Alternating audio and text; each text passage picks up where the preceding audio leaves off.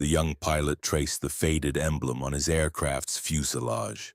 It bore the crimson and white of a nation that was no more. He knew the rumble of distant artillery had already crossed borders, carrying the fate of millions. These were decisions made by others far away, beyond his protection. Soon he would be ordered to destroy this very machine. This choice was shared by thousands of his countrymen across a continent igniting. For these men, the world had been remade in an instant. In September 1939, the Polish sky did not merely darken. It fractured under the weight of an invasion moving with terrifying speed.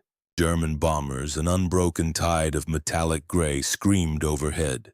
The war arrived not gradually, but with overwhelming destructive force. Cities that had stood for centuries began to burn in Poland. Villages were reduced to shattered timber and ash across the country. Families, clutching what little they could carry, fled into the desperate unknown. Polish fighter pilots, reaching their aircraft, roared into the sky. Their engines blazed a defiant challenge against an unstoppable German advance. The weight of their collapsing Polish homeland was profound. Yet the desperate fight, however brief, had finally begun. Facing impossible defeat, these Polish pilots made a conscious, defiant choice. Their decision spoke volumes about their spirit, defying the notion of despair. They stood before their grounded aircraft, once promising freedom and protection. Now, machines were rendered helpless by advancing German enemy forces. Everything they held dear had been swept away. Their homes, families, even their beloved country, Poland, was now lost. Yet something deep within them refused to yield with steely resolve. They meticulously set about destroying what could not be saved. Aircraft that had once soared with pride were deliberately reduced to mangled metal. They destroyed them with fire, denying them to the German aggressor. Then they began their desperate exodus across hostile borders. They journeyed through dense forests, past enemy patrols under threat of capture. They flew, walked, or drove, not merely for their own survival. It was for the preservation of honor, identity, and a flicker of hope. One day they hoped to return to a truly free Poland. Every beat of their hearts, every weary step was a statement. Every whispered word of determination reinforced their resolve. Poland might be occupied, but its pilots remained free. When they eventually reached the shores of Britain, these men arrived as refugees. They carried little more than foreign accents, worn uniforms, and sharp memories. To the Royal Air Force, they were outsiders with different language and customs. Their philosophy of combat was profoundly different from the RAF's. British commanders steeped in tradition believed discipline and formations were key. They thought ordered formations were the keys to victory.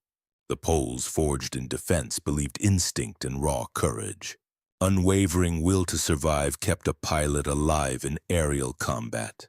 This was crucial in the maelstrom of aerial combat. The unfolding battle above Britain would determine which approach prevailed. Britain itself was teetering on the edge, facing destruction daily. Day after day, German bombers crossed the English Channel. The air above British cities was thick with the smoke of destruction. The desperate nation, in this severe hour, faced grave peril.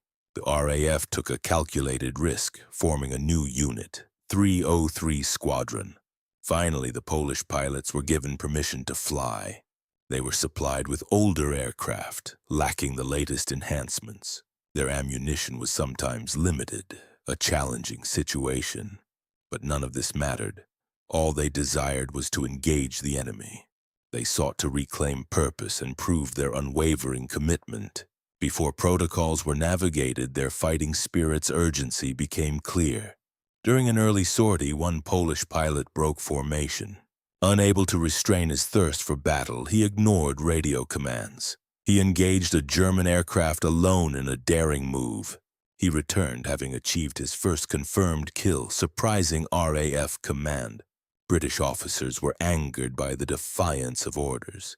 They were then bewildered by the unexpected success of the pilot. Finally, a quiet realization began to settle over them. The pilots they doubted, deemed too reckless, were rewriting rules. With every decisive engagement, they changed aerial warfare forever. German pilots, used to predictable RAF patterns, faced new adversaries. Squadron 303 attacked with ferocious primal energy and unexpected angles. They struck from below behind, using maneuvers that seemed impossible. The rigid Luftwaffe formations broke under relentless, unorthodox pressure. Destabilizing chaos spread through British skies captured by German intercepts. German radio intercepts crackled. Enemy fighters everywhere. They do not retreat. Even seasoned Luftwaffe aces were confused and unsettled. They faced relentless new opponents despite countless victories. This was the turning point in the Battle of Britain. In weeks, Squadron 303 became Battle of Britain's most effective unit. They operated with fierce intensity, achieving remarkable success. They achieved more confirmed kills than any other squadron. This was done in less time, with a smaller complement of pilots. The men Britain viewed with skepticism were undeniably pivotal. They played a pivotal role in the defense of the nation. Their untamed instinct, their remarkable skill, and their raw courage fundamentally reshaped the air war. Britain trusted established rules, Poland the imperative of survival. And that fierce will to survive forged a formidable new kind of warrior. Squadron 303 did more than shoot down enemy aircraft. They struck directly at the confidence of the German Air Force. Luftwaffe pilots began to actively avoid certain sky sectors. Word spread through their ranks, knowing instinctively who hunted there. The name of Squadron 303 became a whispered legend across enemy airfields. Poland had fallen in 1939, its sovereignty extinguished, but its pilots never ceased. They fought for a sky not their own, for a suspicious country. In doing so, they became legends, their spirit an enduring flame in the darkest hour. What they achieved next would further challenge Luftwaffe might. This proved their unwavering resolve was far from spent.